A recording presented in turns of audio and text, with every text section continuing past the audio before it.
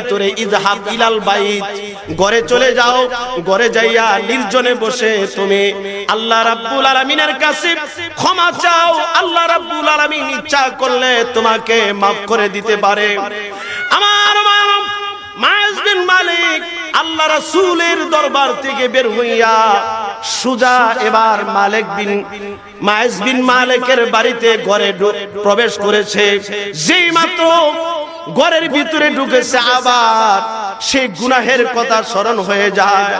যেই মাত্র গুনাহের কথা স্মরণ হয়ে যায় মায়েজ বিন মালিক এইবার আবার ঘর থেকে বের হইয়া রাসূলের দরবারে চলে যায়। আমার আল্লাহ রাসূলের দরবারে হাজির হইয়া চিৎকার দিয়া বললেন, তাহিরনি ইয়া রাসূলুল্লাহ, আমাকে পবিত্র করে দেন। এমন সময় আল্লাহ রাসূল বললেন, ও মায়েজ বিন মালিক, ইযহাব ইলাল বাইত ফাস্তাগফিরুল্লাহ। হে মায়েজ বিন মালিক, বাড়িতে যা, বাড়িতে গিয়া ঘরের ভিতরে নির্জনে বসে তুমি কান্নাকাটি করো। আল্লাহ রাব্বুল আলামিনের কাছে তওবা যদি তুমি করতে পারো, আল্লাহ রাব্বুল আলামিন আশা করা যায় তোমার तमाम জিন্দেগীর গুনাহ maaf করে দিবে। মায়েজ বিন মালিক তৃতীয়বার গেলেন, যাওয়ার পরে যখন আল্লাহ রাসূল পাঠিয়ে দিলেন, আবার ঘরের ভিতরে যখন ঢুকলেন আবার গুনাহের কথা স্মরণ হয়ে গেছে। আরে মিয়া, আজকে তো আমরা গুনাহের কথা মনেই করি না। এখন বর্তমানে সমাজে আজকে গুনাহের রমরমা বাজার চলতেছে, জোরে কোন ঠিক কিনা? আজকে গুনাহকে গুনাহই মনে করছি না।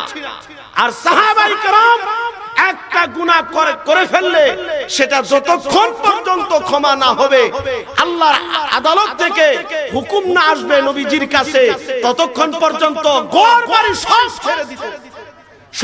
ছেড়ে দিয়েছে। এরকম ইতিহাস রয়েছে।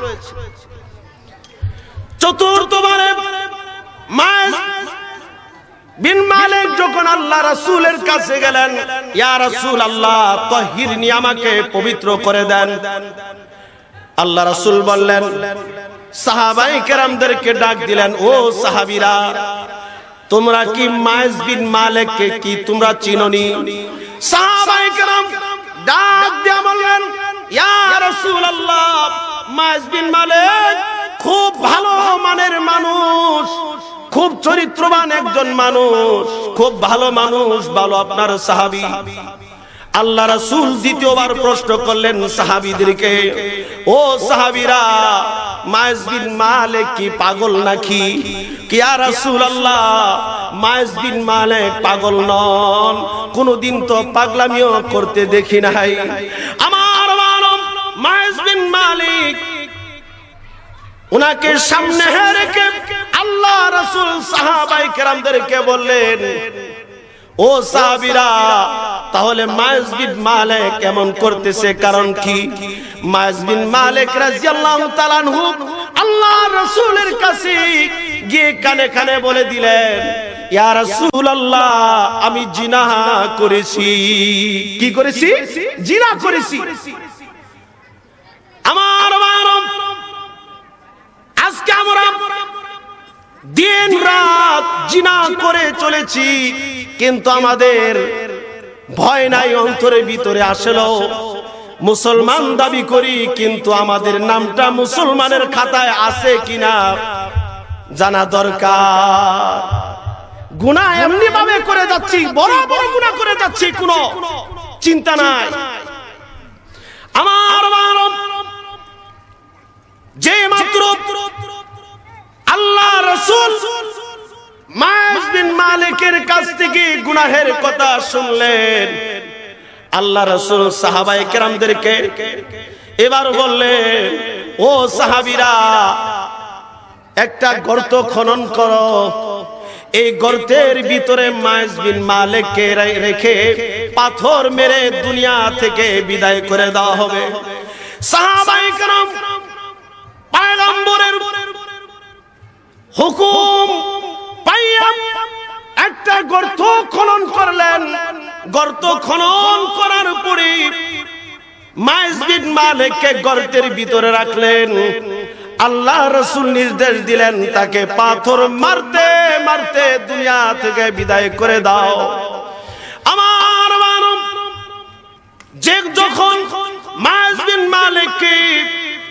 গর্তের ভিতরে যখন রেখে দিল, এমন সময় সাহাবায়ে কেরামের ভিতরে কান্নার রোল পড়ে গেছে। আমার ভাইরা, আল্লাহ রাসূলের আদেশ সাহাবায়ে কেরাম অমান্য করতে পারে না। আল্লাহর পয়গম্বরের সাহাবীরা বড় বড় পাথর নিয়ে যখন মায়েজ বিন মালিকের মাথার ভিতরে আঘাত করে, মায়েজ বিন মালিক চোখের পানি ছেড়ে ছেড়ে দিয়া ডাক দেয়া কয়, পয়গম্বরের সাহাবীরা, আমাকে যত পারো পাথর মেরে মেরে আমাকে দুনিয়া থেকে বিদায় করে দাও, আমার কোনো আফসোস নাই। তারপরও আমি গুনাহ মাফ করাইয়া এই দুনিয়া থেকে ঈমান নিয়ে কবরে যাইতে চাই।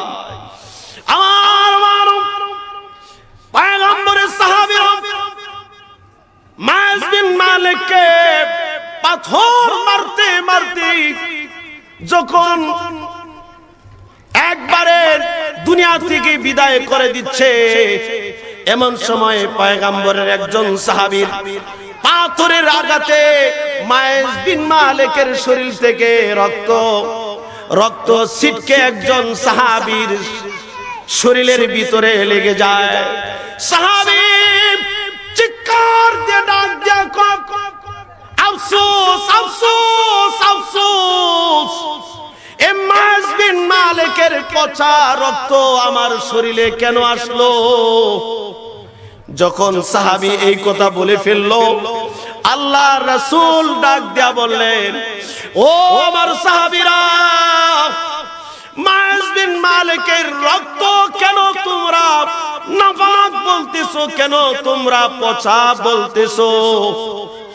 মায়েজ বিন মালিকের তওবা, মায়েজ বিন মালিক এমন ভাবে আল্লাহর আদালতে তওবা করেছে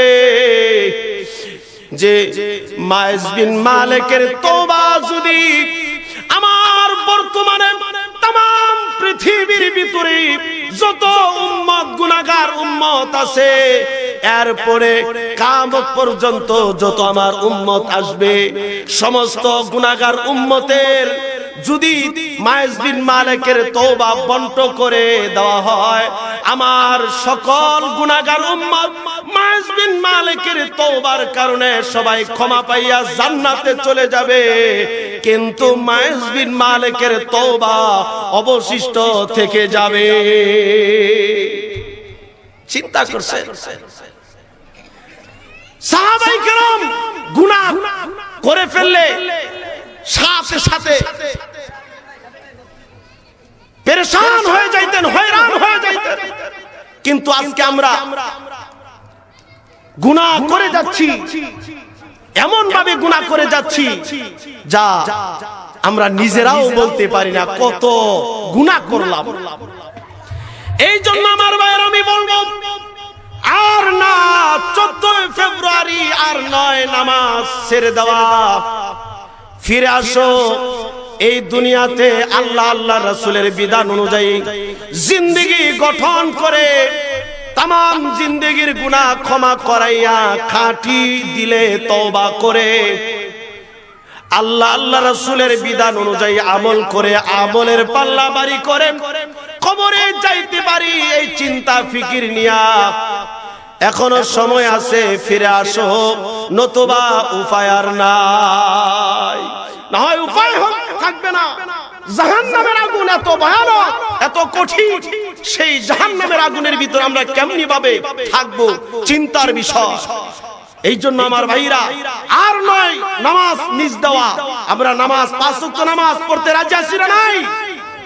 আল্লাহর হুকুম মানবো এবং আল্লাহ রাসূলের তরিকা অনুযায়ী চলবো, আমরা রাজি আছি না নাই?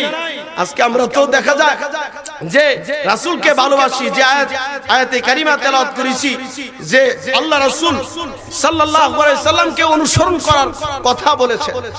আজকে আমরা খালি ভালোবাসার দোহাই দিয়া আমরা চলে যাচ্ছি। আমার ভাইরা, এই দুনিয়ার ভিতরে যদি থাকতে হয় ঈমান নিয়ে, থাকা লাগবে।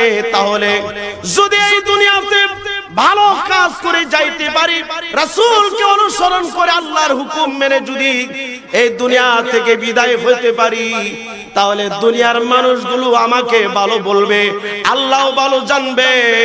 এই ব্যক্তি ঈমান নিয়ে কবরে যাইতে পারবে, এই ব্যক্তি কিয়ামতের দিন ডান হাতে আমল নিয়ে জান্নাতে চলে যাবে। এজন্য আল্লাহ আল্লাহ রাসূলের তরিকা অনুযায়ী আমল করে যাইতে হবে, সুন্নাত আঁকড়িয়ে ধরতে হবে। রাসূলের সুন্নাত আমরা মানতে রাজিরা।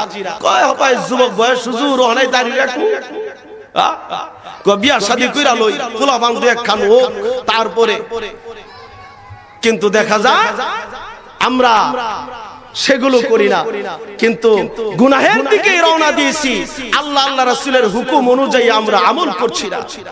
এই জন্য আমার ভাইরা, আল্লাহ আল্লাহ রাসূলের হুকুম মানতে হবে, আল্লাহর রাসূলকে অনুসরণ করতে হবে, অনুকরণ করতে হবে। রাসূল কিভাবে খানা খেয়েছে, কিভাবে চলেছে, কিভাবে রাষ্ট্র চালাইছে, কিভাবে পরিবার চালাইছে, আমার ভাইরা শিক্ষা নিতে হবে হাদিস থেকে। জোরে কোন ঠিক কিনা? আমরা রাসূলকে অনুসরণ আমাদের করতে হবে। আমরা যদি রাসূলকে অনুসরণ না করি, তাহলে রাসূলের সুন্নাত যদি আমরা না মানি, তাহলে কি রাসূল